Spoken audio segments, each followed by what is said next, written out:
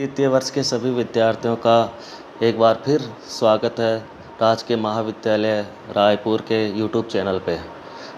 जैसा कि हमने पिछली कक्षा में पढ़ा था, रज़िया सुल्तान दिल्ली सल्तनत हम पढ़ रहे थे। उसके अंतर्गत गुलाम वंश पढ़ रहे थे और गुलाम वंश के एक महत्वपूर्ण शासिका रज़िया सुल्तान के बारे में हमने चर्चा की थी पिछली क्लास में। अब हम आज पढ़ेंगे, जैसा कि आपको अपनी स्क्रीन पे दिखाई दे रहा होगा, गयासुद्दीन बलबन। यह दिल्ली सल्तनत का एक महत्वपूर्ण शासक था, बहुत ही न्यायप्रिय और दिल्ली सल्तनत को जो प्रारंभिक काल में मजबूती प्रदान करने वाले जिन शासकों का योगदान था उनमें सबसे अधिक योगदान गयासुद्दीन बलबन का भी था।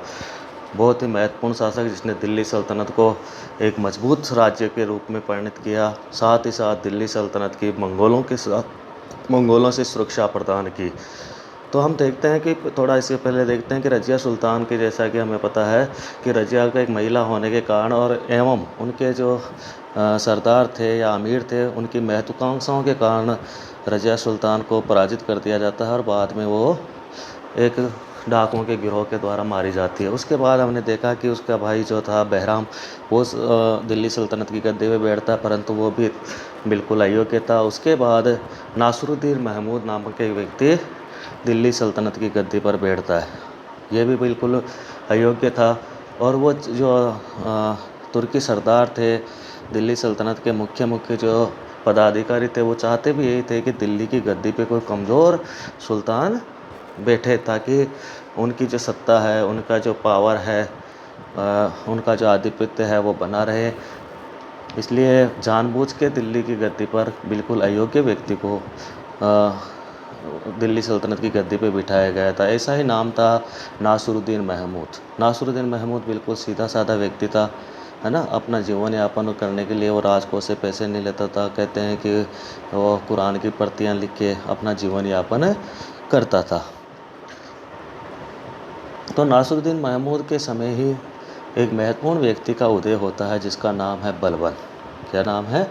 बलबन। बलबन का जो शासनकाल है दिल्ली सल्तनत के अंतर्गत, हम उसको दो पार्टों में अध्ययन करेंगे। पहला पार्ट तो ये है कि उसने नासिरुद्दीन महमूद के प्रधानमंत्री के रूप में जो काम किया, वो एक पार्ट वो है, और दूसरा है लगभग 1265 तक, और दूसरा है जो उसका पार्ट है वो खुद 1265 में शासक बनता है और 1287 तक दिल्ली सल्तनत का सुल्तान रहता है। तो आइए हम अध्ययन करते हैं गयासुद्दीन बलबन। जैसा कि नाम से आपकी स्क्रीन पर दिख रहा है, इसके मकबरे का चित्र भी दिया हुआ है। शासनावधि 1265 से लेकर 1287 तक। इससे पहले नासिरुद्दीन महमूद दिल्ली सल्तनत के शासक थे और इनके बाद जो शासक बने वो केकुबाद, जो इनका पोता था। निधन 1287 में। समाधि इनका जो मकबरा है वो कहाँ पे है? दिल्ली में, महरौली के पास। संतान मोहम्मद खान और नासिरुद्दीन बुखरा का, जिसमें से ये मोहम्मद खान है, ये योग्य था, परंतु ये इनके जीवन काल में इनकी मृत्यु हो जाती है। ये इनका साधारण परिचय है। अब हम इनके प्रारंभिक जीवन के बारे में अध्ययन करते हैं। बलबन का प्रारंभिक जीवन बहुत संघर्षपूर्ण था भाई। बहुत प्रारंभ में ही इनको मंगोलों के द्वारा उठा लिया गया था और पकड़ लिया गया था, और बाद में इसको बगदाद के बाज़ार में दास बना के बेच दिया गया था। जैसे कि हमें पता है कि इनका वास्तविक नाम बहाउद्दीन था। क्या नाम था? बहाउद्दीन। बाद में ये गयासुद्दीन बलबन के नाम से जाने जाते। दिल्ली सल्तनत में गुलाम वंश के एक शासक, जैसा कि मैंने बताया था शुरू में, 1206 से लेकर 1290 तक का जो काल है, उस काल को, दिल्ली सल्तनत के उस काल को, जो राजवंश था उसको हम गुलाम वंश कहते हैं। इस गुलाम वंश के अंतर्गत 3 अलग अलग वंश के शासकों ने शासन किया: कुतुबी वंश, इल्तुतमिश के वंशज और फिर बलबन के वंशज। तो 1266 से लेकर 1287 तक शासन किया। बहुत ही न्यायप्रिय शासक थे।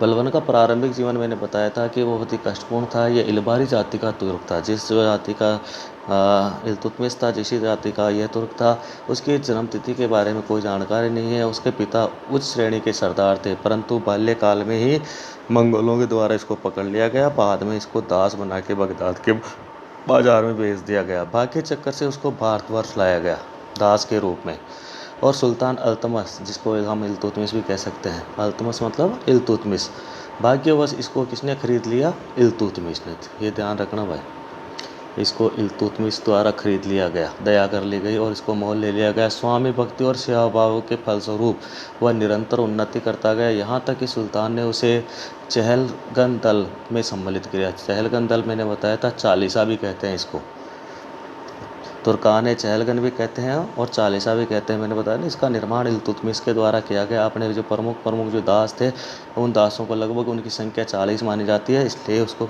चहलगन कहा जाता है। तो चहलगन के दल में भी शामिल कर लिया क्योंकि अत्यंत विश्वासपात्र था। रजिया के काल में उसकी नियुक्ति अमीर शिकार एक महत्वपूर्ण पद होता था। जब भी कोई सुल्तान शिकार के लिए जाता था तो शिकार पे जाते समय जो सारी व्यवस्था है वो अमीर शिकार के द्वारा की जाती थी। तो महत्वपूर्ण पद के ऊपर नियुक्त हुआ। बहराम ने उसको रेवाड़ी और हाँसी की जागीर दी। ये तो इम्पोर्टेंट छोटे क्वेश्चन है भाई, कि भाई उसको वो कहाँ की जागीर उसको प्रदान की गई, कहाँ का इक़्तिदार था? वो रेवाड़ी और हाँसी का। अमीर आकुर पद दिया गया और अमीर आकुर बना दिया घुड़सवार सेना का प्रमुख। जहाँ घुड़सवार सेना थी या अश्वशाला थी ना भाई दिल्ली सल्तनत की, तो उस अश्वशाला का प्रमुख बना दिया गया। यह भी दिल्ली सल्तनत का एक महत्वपूर्ण पद था। इसके पद किसने दिया इसको? बहराम के द्वारा। मैंने बताया था रजिया के तुरंत बाद में बहराम ने शासन किया था, तो बहराम के द्वारा इसको यह पद दिया गया। 1245 में मंगोलों से लोहा लेकर अपने सामरिक गुण का प्रमाण दिया। 1245 में जब दिल्ली के ऊपर मंगोलों का आक्रमण हुआ तो इसने अपने सैनिक और सामरिक गुण का परिचय देते हुए मंगोलों से संघर्ष किया। आगामी वर्ष में जब नासरुद्दीन महमूद सिंहासन पे बैठा, बहराम के बाद कौन बैठता है गद्दी पे? बहराम के बाद नासरुद्दीन महमूद। तो उसने बलबन को मुख्यमंत्री, या जिसको हम प्रधानमंत्री भी कह सकते हैं, मुख्यमंत्री अमीर हाजिब के पद पर आसीन किया। 47 वर्ष तक उसने अपने इस उत्तरदायित्व को निभाया। इस अवधि में उसने के समक्ष जटिल समस्याएं प्रस्तुत हुई तथा एक अवसर उसे अपमानित भी होना पड़ा। एक बार उसको उसके पद से भी हटा दिया गया क्योंकि जो नासरुद्दीन था वह उसको दूसरे जो तुर्की सरदार थे उन्होंने भड़का दिया, तो नासरुद्दीन ने बलबन को उसके पद से हटा दिया। परंतु उसने न तो साहस ही छोड़ा और न ही दृढ़ संकल्प, परंतु उसने अपना साहस नहीं छोड़ा, अपनी पराजय स्वीकार नहीं की। जो दरबार की जो राजनीति होती थी उसमें अपनी पराजय स्वीकार नहीं की और उसको वापस से मुख्यमंत्री या प्रधानमंत्री के पद पे नियुक्त कर दिया गया। वह निरंतर उन्नति की दिशा में अग्रसर रहा। उसने आंतरिक विद्रोहों का दमन किया। उसका महत्वपूर्ण योगदान क्या था नासरुद्दीन के समय कि दिल्ली सल्तनत के खिलाफ जो भी लोग विद्रोह कर रहे थे, आंतरिक रूप से मतलब राज्य के अंदर जो भी सल्तनत के खिलाफ या सुल्तान के खिलाफ विद्रोह कर रहे थे उनका दमन किया और बाह्य आक्रमणों को भी असफल किया। बाह्य आक्रमण मंगोलों का आक्रमण हुआ था, उनको भी उन्होंने उसका सफल मुकाबला किया, उनको असफल कर दिया। 1246 में दोआब के हिंदू जमींदारों की उद्दंडता, जमींदार जो दोआब के क्षेत्र में जो जमींदार थे जिनके पास ज़मीन होती थी और उनसे राजस्व वसूल करती थी सल्तनत, तो ये जमींदार क्या होता था, बहुत बार दिल्ली सल्तनत को राजस्व नहीं देते थे और उन दिल्ली सल्तनत के खिलाफ विरोध कर देते थे। तो इन उद्दंड जो जमींदार थे उनको इन्होंने दमन किया, उनका दमन किया। तत्पश्चात कालिंजर व कड़ा के प्रदेशों पर अधिकार जमाया। ये देख लीजिए भाई, ये दिल्ली जब वो प्रधानमंत्री था ना उस समय की बात है। प्रधानमंत्री रहते हुए उसने जो जो काम किए यह उस समय की बात है। प्रसन्न होकर 1249 में सुल्तान ने उसे अपनी पुत्री का विवाह कर दिया। अब तो ये सुल्तान का और भी खास हो गया था, और भी घनिष्ठ हो गया था, क्योंकि सुल्तान की जो पुत्री थी उसका विवाह बलबन के साथ कर दिया गया, बलबन के योगदान को देखते हुए। और उसको नायब सुल्तान की उपाधि थी। नायब सुल्तान मतलब उप सुल्तान, क्या कह सकते हैं, उप सुल्तान के सुल्तान के बाद जो सबसे महत्वपूर्ण पद होता था। अगर मान लो सुल्तान राजधानी में नहीं है, सुल्तान कहीं बाहर गया हुआ राजधानी से, तो सब सुल्तान की जगह कौन काम करता था, नायब सुल्तान। और उस पद के ऊपर किसने बिठाया इसको, नासरुद्दीन ने। तो नायब सुल्तान के पद पर बिठा दिया गया। 1249 ईस्वी में 1249 ईस्वी में उसको नायब सुल्तान की उपाधि प्रदान की। 1252 में उसने ग्वालियर, चंदेरी, मालवा, ग्वालियर, चंदेरी और मालवा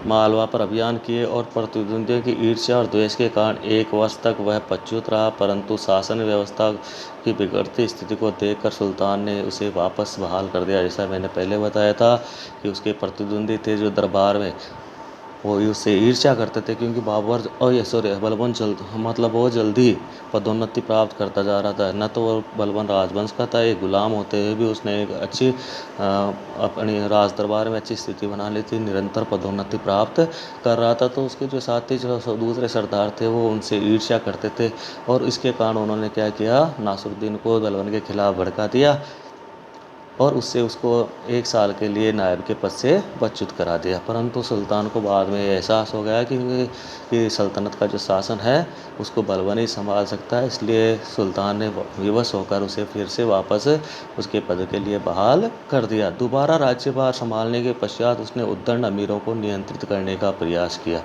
जो अमीर थे ना भाई, जो सरदार थे, तुर्की सरदार जो दरबारी थे, जो उद्दंड थे, उनको नियंत्रण में किया। 1255 में सुल्तान ने सुल्तान के सौतेले पिता थे कुतलुक खां, उसका विद्रोह को दबाया। 1257 ईस्वी में मंगोलों का दिल्ली सल्तनत पे जो आक्रमण हुआ था उसको उन्होंने रोका। 1259 में क्षेत्र के बागियों का नाश किया। 1260 से लेकर 66 तक की उसकी कृतियों का इतिहास प्राप्त नहीं है। 1247 तक उसने 47 वर्ष तक राज्य किया। सुल्तान के रूप में उसने जिस बुद्धिमत्ता, कार्यकुशलता और नैतिकता का परिचय दिया, इतिहासकार उसकी पूरी प्रशंसा करते हैं। तो उसकी जो उपलब्धियां थी ना भाई, इसके लिए इतिहासकार उनकी प्रशंसा करते हैं। शासन पद्धति में उसने नवीन सांचे में डाला और उसको मूलतः लौकिक बनाने का प्रयास किया। मुसलमान विद्वानों का आदर तो करता था, लेकिन राजनीतिक कार्यों में उसको हस्तक्षेप नहीं करने देता था। जो सुल्तान रहते उसने कहा कि राजकीय कार्य तो सुल्तान ही करेगा, इसमें कोई धार्मिक व्यक्ति हस्तक्षेप नहीं कर सकता। जो भी राजनीतिक निर्णय है वो सुल्तान के द्वारा ही किए जाते थे। उसका न्याय पक्षपात रहित होता और दंड अत्यंत कठोर देता था भाई। दंड अत्यंत कठोर देता था। न्याय में किसी तरह का पक्षपात नहीं करता था, चाहे उनके खुद के सरदार हो, उनके पुत्र हो, कोई भी व्यक्ति हो, वो सबके साथ पक्षपात रहित तरीके से पेश आता था। इसी कारण क्योंकि उसने दंड अत्यंत कठोर दिए और साथ ही साथ अपने जितने भी प्रतिद्वंदी सरदार थे उन सभी सरदारों को उसने कमज़ोर कर दिया, या तो उनको समाप्त कर दिया, मार दिया, या उनको उनके पदों से हटा दिया गया, उनको कठोर सजाएं दी गई। इसलिए इसकी जो नीति थी उसको लौह और रक्त की नीति कहा जाता है। क्या कहा जाता है? लौह एवं रक्त की नीति। मंगोलों के आक्रमण की रोकथाम करने के उद्देश्य से जब ये शासक बन गया, सुल्तान बन गया था ना भाई, तो मंगोलों से जब आक्रमण हुआ था मंगोलों का, और बार बार आक्रमण होता रहता था। हम देख रहे हैं इल्तुतमिश के समय मंगोलों का आक्रमण हुआ, बाद में भी मंगोलों के निरंतर आक्रमण होते रहे। तो वो जानता था कि इसका कुछ इलाज किया जाना चाहिए। तो उत्तर पश्चिमी क्षेत्र जो हम पाकिस्तान, अफगानिस्तान वर्तमान में है ना भाई, उस क्षेत्र में से होके जो विदेशी आक्रमणकारी थे, मंगोल आक्रमणकारी थे, वो आते थे। इसलिए उसने अपनी उत्तर पश्चिमी सीमांत क्षेत्र में सुदृढ़ दुर्गों का निर्माण करवाया और इन दुर्गों पर साहसी योद्धाओं को नियुक्त किया। उसने मेवात, दोआब, कठेर के विद्रोहियों को आतंकित किया। जब तुगरिल देखिए भाई बंगाल का प्रांतपति था, इक़्तिदार था, तो उसने क्या किया कि सुल्तान के खिलाफ विद्रोह कर दिया था। तो उन्होंने विद्रोहियों को आतंकित किया, तुगरिल को सजा दी, तुगरिल को पराजित किया और पराजित करके उसको समाप्त कर दिया गया। क्योंकि तुगरिल ने बंगाल की स्वतंत्रता घोषित कर दी थी, उसने दिल्ली सल्तनत के खिलाफ विद्रोह कर दिया था। तो उसके विद्रोह का दमन किया और बड़ी कठोरता के साथ किया। उसको उसके परिवार के समय समाप्त कर दिया गया। परिवार के साथ साथ जो भी उनके समर्थक थे उनको सबको मार दिया गया। साम्राज्य विस्तार करने की उसकी नीति नहीं थी। ये बहुत महत्वपूर्ण बात है भाई। इतना योग्य सुल्तान होने के बावजूद बलबन दिल्ली सल्तनत के अब तक जितने भी सुल्तान हुए ना भाई, उनमें सबसे योग्य था। अब तक जितने भी दिल्ली सल्तनत के सुल्तान हुए उनमें सबसे योग्य था, परंतु उसने अपने राज्य का विस्तार नहीं किया बल्कि उसकी सुरक्षा का काम किया। वो जानता था कि अगर मैं राज्य का विस्तार करना चाहूँगा तो इस राज्य को संभालना मुश्किल हो जाएगा और दिल्ली सल्तनत कमज़ोर हो जाएगी, इसलिए उसका पूरा ध्यान राज्य विस्तार पे ना होकर केवल दिल्ली सल्तनत को मजबूती प्रदान करने पे रहा। इसके विपरीत उसका अड़िग विश्वास साम्राज्य के संगठन में था कि अपने साम्राज्य जो है, जो राज्य हैं, उसको संगठित किया जाए, उसको मजबूत किया जाए। इस उद्देश्य की पूर्ति के लिए उसने उमराव वर्ग को अपने नियंत्रण में, उमराव वर्ग अमीर वर्ग, उमराव वर्ग का मतलब क्या है, अमीर वर्ग, तो उसको अपने नियंत्रण में किया और सुल्तान के पद और प्रतिष्ठा को बढ़ाया। जैसा कि हमें पता है पिछले जो दो सुल्तान हुए, या एक पहले रजिया हुई, रजिया के बाद बैराम हुआ, बैराम के बाद नासिरुद्दीन हुआ, तो बलबन ने देखा कि ये सभी जो सुल्तान थे अत्यंत कमज़ोर थे। रजिया योग्य थी, परंतु योग्य होते हुए भी क्योंकि जो उनके अमीर वर्ग थे, उमरा वर्ग था, वो बार बार विद्रोह करता था, तो सुल्तान के पद की जो प्रतिष्ठा थी वो ख़त्म हो गई थी। तो बलबन ने सुल्तान के पद की प्रतिष्ठा बढ़ाई। इसके लिए उसने नया राजत्व सिद्धांत दिया। उसने नया राजत्व सिद्धांत देते हुए क्या कहा कि सुल्तान का हृदय देवी अनुकंपा, सुल्तान को लिए उसने कहा कि सुल्तान को साधारण व्यक्ति नहीं होता बल्कि देवी अनुकंपा की एक विशेष निधि है, कि देवताओं का विशेष एक तरह से विशेष अनुकंपा उसके ऊपर होती है, ऐसा व्यक्ति सुल्तान बनता है। तो उन्होंने कहा कि देवताओं की इच्छा से सुल्तान बनता है, देवताओं की छाया रहता है, जिले इलाही भी कहा गया है सुल्तान को। उसने कहा कि सुल्तान क्या है, ईश्वर की छाया है, ईश्वर का प्रतीक है। उसने सिजदा और पेबोस की पद्धति चलाई भाई, ये बहुत इंपॉर्टेंट है भाई, ध्यान रखना। सिजदा और पेबोस की पद्धति किसने चलाई, बलबन के द्वारा। सिजदा और पेबोस की पद्धति क्या है कि जब भी सुल्तान के समक्ष कोई सरदार या अमीर आता है तो उसको झुक के लेट के प्रणाम करना। पेबोस का मतलब उनके पाँव को चूमना, पाँव के धोख देना। तो सिजदा और पेबोस की जो पद्धति, अभिवादन की जो नए तरीके थे कि कोई सरदार या कोई अमीर सुल्तान के से कैसे अभिवादन करेगा, सिजदा और पेबोस के द्वारा। उसका व्यक्तित्व इतना प्रभावशाली था कि उसको देखते ही लोग संज्ञानहीन हो जाते थे। उसने अपना ऐसा डेकोरम बनाया सुल्तान पद का कि जैसे कि नंगी तलवारें लिए हुए बड़े बड़े हबसी टाइप के व्यक्ति अपने चारों तरफ रखता था और हमेशा राजकीय जो वेशभूषा होती थी उसी में रहता था। हंसी मजाक करना दरबार में बंद कर दिया था, दरबार में बहुत ही एक तरह से सीरियस रहता था। कोई भी उसके साथ दरबार के अंदर हंसी मजाक नहीं कर सकता था।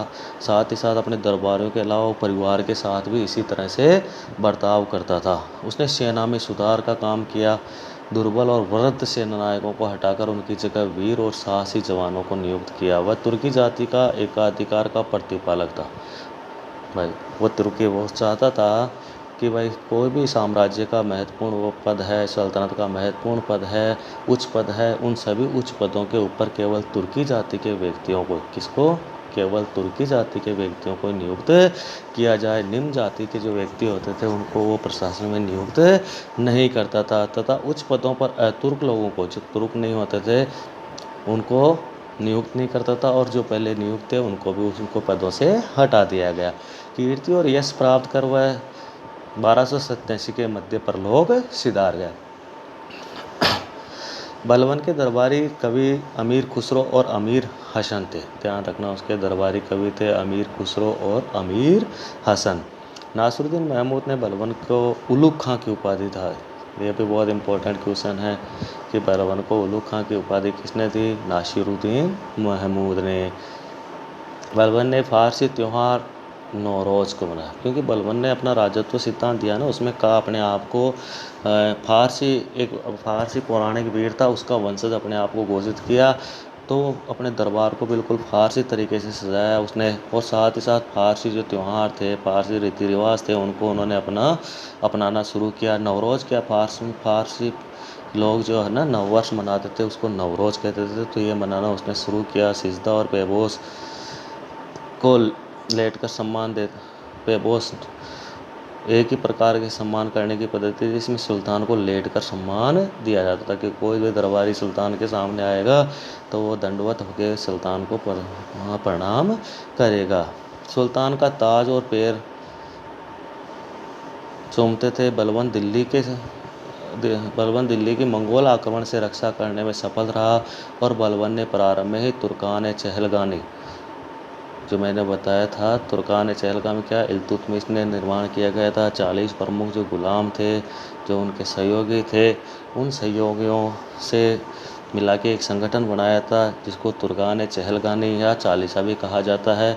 इसका निर्माण इल्तुतमिश ने किया, परंतु धीरे धीरे क्या हुआ, रजिया के समय, बैराम के समय, नासिरुद्दीन के समय यह दल बहुत शक्तिशाली हो गया था और बलबन नहीं चाहता था कि ऐसा शक्तिशाली दल या राजा अधिकारी रहे। इसलिए उसने क्या किया, जो चालीसा दल के सदस्य थे धीरे धीरे उनको उनके पदों से हटा दिया, कुछ को मार दिया गया, कुछ को सजा दे दी गई, दंड दे दिया गया। इस तरह से उसने तुर्कान चहलगानी संस्था थी उसको समाप्त कर दिया गया। छोटा क्वेश्चन बनता है भाई, तुर्कान चहलगानी की स्थापना किसने की थी? इल्तुतमिश ने। इसको समाप्त किसने किया? बलबन ने। नौरोज का त्यौहार किसने प्रारंभ कराया? बलबन ने। सिजदार बेबोस की प्रणाली किसने शुरू करवाई? बलबन के द्वारा।